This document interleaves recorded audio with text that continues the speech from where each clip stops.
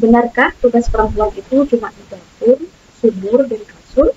Atau jangan-jangan selama ini kita itu tertipu oleh kata kodrat?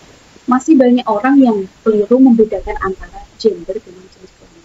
Akibatnya, hal-hal yang sebenarnya bisa dinegosiasikan dan diubah malah dianggap sebagai sesuatu yang mutlak, kodrati, dan tidak bisa diganggu-gugat.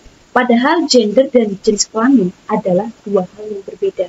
Jenis kelamin itu adalah aspek biologis yang lekat sejak kita lahir. Ia mencakup perbedaan fisik seperti organ reproduksi, kromosom, dan hormon. Karena itulah bisa dibilang bahwa jenis kelamin itu bersifat kodrati. Seperti halnya perempuan, kodrat biologis perempuan adalah hamil, melahirkan, menyusui, punya vagina. Sementara kodrat biologis laki-laki itu adalah punya penis dan memproduksi sperma. Sementara itu gender itu bukan soal biologis, melainkan soal konstruksi sosial. Gender itu merujuk pada peran, perilaku, dan ekspektasi yang dibentuk oleh masyarakat terhadap laki-laki dan perempuan. Misalnya, anggapan bahwa perempuan harus lemah lembut dan tugasnya mengurus rumah tangga, atau laki-laki harus kuat dan menjadi pencari nafkah utama. Semua pemahaman itu bukan bawaan lahir, tapi hasil dari norma dan kebiasaan yang diwariskan secara turun-temurun. Masalahnya ketika masyarakat gagal membedakan antara gender dengan jenis kelamin, jadinya peran sosial yang sebetulnya itu bisa dipertukarkan, bisa dibagi peranannya, ini malah dianggap sebagai kodrat biologis. Akibatnya banyak ketimpangan yang dibenarkan dengan dalih kodrat. Namanya memasak itu ya memang sudah tugas dan kodratnya perempuan di wilayah itu, atau mencari uang dan berkecimpung di ruang publik, itu sudah menjadi tanggung jawab laki-laki. Sudah memang kodratnya laki-laki di wilayah itu. Padahal kodrat itu terbatas pada aspek biologis doang, bukan pada peran domestik atau publik. Nah, dengan memahami perbedaan ini, kita bisa membongkar cara berpikir lama yang membatasi ruang gerak antara laki-laki dan perempuan hanya karena jenis kelaminnya. Kita bisa mulai melihat bahwa yang selama ini dianggap alami dan dipahami sebagai kodrat, ternyata hanyalah hasil konstruksi yang dibuat oleh manusia, yang bisa dirombak dan bisa kita ubah. Kalau kamu setuju bahwa gender itu bisa dirubah karena dia bukanlah kodrat, share pendapatmu di kolom komentar ya.